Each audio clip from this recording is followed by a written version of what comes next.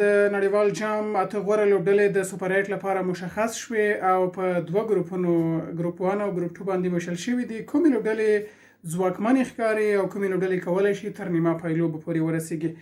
سلامونه او نیکې هیلې ویډیو ته ښه راغلاست. ستاسو نظر به هم پرې اخلو، خو زما له انده چې د نړیوال جام سیالیو کومې لوبډلې په خپلو ګروپونو کې سره لوبې وکړي. په لومړیو کې د A ګروپ لوبډله چې هندوستان د ټاپ کې راغلی وه، واقعا چې دغه سیالیو ته په ښه ډول باندې راغله. B ګروپ کې سریلانکا کوربه لوبډله ډېره ښه مخکې راغله. همدغسې په C ګروپ کې په ټاپ کې لوبډله چې تر دې ځایه پورې ورسېده د ویسټ انډیز لوبډله وه، او تر څنګ یې د D ګروپ لوبډله ساوت افریقا وه چې وکولی شول په ټاپ کې راشي او تر بل پړاو پورې ورسېږي. حتی دوی تر اتو پورې نمرې اخیستې وي، یعنې په خپل ګروپ کې ټولې لوبډلې ماتې کړې.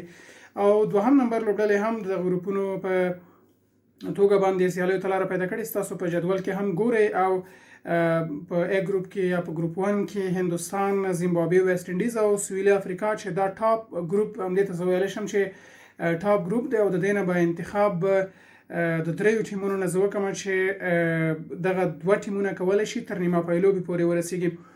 ویسټ انډیز هم یو پیاوړې لوبډله ده، خو هندوستان او سویلي افریقا زما انتخاب دی چې دوی کولی شي تر بل پړاو پورې په ډېر اسانه توګه باندې نیمه پایلوبې ته ورسیږي، چې ځواکمنه لوبډله ده او ډېرې ښې سیالۍ په خپل ګروپ کې هم ترسره کړي. په ډېر احتمال سره دغه دوه لوبډلې کولی شي تر نیمه پایلوبې پورې ورسیږي نسبت هغه وروستیو احصایاتو ته په کتو باندې. له بل پلوه په B ګروپ کې کومې لوبډلې چې یا په ګروپ 2 کې چې مشخص شوي دي د انګلستان، نیوزیلند، پاکستان او سریلانکا لوبډلې دي. سریلانکا کوربه لوبډله ده، که څه هم دوی په وروستیو کې ښه پرفارمنس نه لري، خو په دغه نړیوال جام کې ډېر ښه رزلټ لري او ډېر ښه لوبې تللي دي. نو زما انتخاب به په لومړي سر کې د دغه ګروپ په توګه باندې، البته دوهم انتخاب به زما سریلانکا واوسیږي او لومړی انتخاب به مې نیوزیلند واوسیږي، چې دغه دوه لوبډلې دغه پړاو کولی شي تر نیمه پایلوبې پورې ورسیږي. او د دې ترڅنګ پاکستان خو په هېڅ صورت باندې نشي کولی زما په اند باندې، ځکه پاکستان هم چې راووته تر دې ځایه پورې په ډېرې سختۍ سره که نه ځان راورسوه او ډېرو عادي لوبډلو نه لوبې وګټلې، هغه هم په ډېرې سخته توګه باندې. تاسو هغه د پاکستان او د نیدرلینډ لومړی میچ وکته چې په کوم ډول باندې پاکستان لوبه ترسره کوله، یا وروستي کې میچونه چې و دوی چې د هند په خلاف باندې ولوبېدل.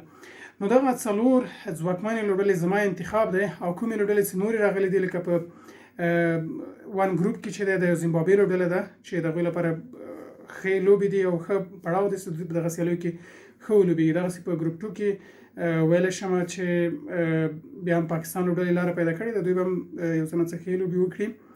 او دغسې د انګلستان لوبډله، فکر کوم انګلستان خو هغه دغه سیالیو اتله پاتې شوې ده، خو په دغه سیالیو کې فکر نه کوم چې دوی تر نیمه پایلوبې پورې ورسېږي. ستاسو به نظر څه وي؟ تاسو کومې څلور لوبډلې ټاکئ چې کېدلی شي په دغه سوپر 8 پړاو کې ښه ولوبېږي او بل پړاو ته لاره پیدا کړي. دا سیالۍ به د راتلونکي شنبې په ورځ باندې پیل کېږي او خپلې څلور لوبډلې مو مشخص کړي چې کومې لوبډلې بل پړاو ته لاره موندلی شي.